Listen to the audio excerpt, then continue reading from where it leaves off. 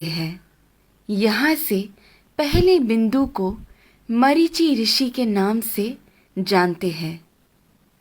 उसके बाद में जो बिंदु है वो कहलाते हैं ऋषि वशिष्ठा। ऋषि वशिष्ठा की बाईं ओर आपको एक छोटा बिंदु नजर आएगा। ये बिंदु ही है अरुंधति। ऋषि वशिष्ठा के बाद आते हैं ऋषि अंगीरसा। फिर आते हैं ऋषि अत्रि। फिर दाईं ओर की तरफ मुड़ते हुए जो बिंदु आता है वो है ऋषि पुलस्त्य। उसके बाद आते हैं ऋषि पुलह और फिर ऋषि क्रतु। ऋषि पुलह और क्रतु के अंतर को 5 गुना मिलाकर नीचे की तरफ आएंगे तो वहां बसे हैं ध्रुव नक्षत्र। सदा उत्तर में रहने की वजह से उसे ध्रुव नक्षत्र कहा जाता है। इंग्लिश में हम इसे नॉर्थ स्टार के नाम से जानते हैं। बाल्यावस्था के ध्रुव नक्षत्र अगर उत्तर में बसे हैं तो वृद्धावस्था के अगस्त्य नक्षत्र दक्षिण में बसे हैं। अगस्त्य और ध्रुव नक्षत्र हमेशा उसी स्थान पर ही पाए जाते हैं। इन दोनों के बीच में मौजूद आकाश गंगा सतत घूमती रहती है। इस कारण से हमारी धरती अक्ष के ऊपर घूमकर घूमती रहती है। ये सच है कि सारा जगत भगवान के इर्द गिर्द घूमता रहता है,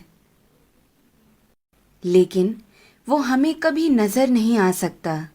भूमि के अनेक कालों में से उसे 4 काल में छांटते हैं।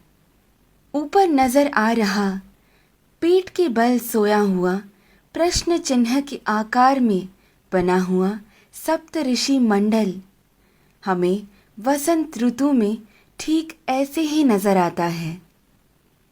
आगे बढ़ते हुए शिशिर ऋतु यानी ठंड के मौसम में हमें सप्त ऋषि मंडल ऐसे नजर आता है।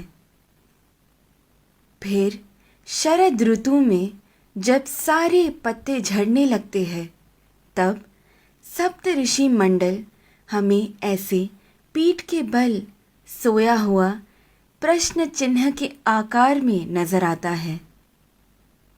और फिर ग्रीष्म ऋतु यानी गर्मी के मौसम में हमें सप्त ऋषि मंडल ऐसे शीर्षासन कर रहे प्रश्न चिन्ह के आकृति में नजर आता है।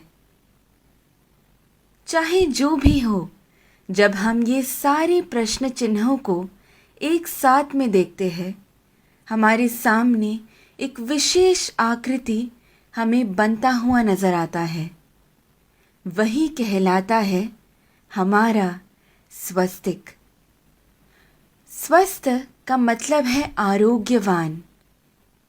स्वस्तिक का महत्व मेरे पिता मुझे हमेशा से बताते आए हैं, लेकिन हर क्षण प्रयोग में ला रहे इस स्वस्तिक का जन्म कहाँ से हुआ ये आज मेरे पिता द्वारा जाना, जो आप सभी में मैंने बांटना चाहा। ध्रुव नक्षत्र को देखते हुए हमें ये मालूम होता है कि हम पूरी जिंदगी जिस दिशा की ओर बहते जा रहे हैं वही है उत्तर दिशा। इसीलिए शायद हमारी भूमि पर भी दक्षिण में अधिक जल है और उत्तर की ओर अधिक ज़मीन है।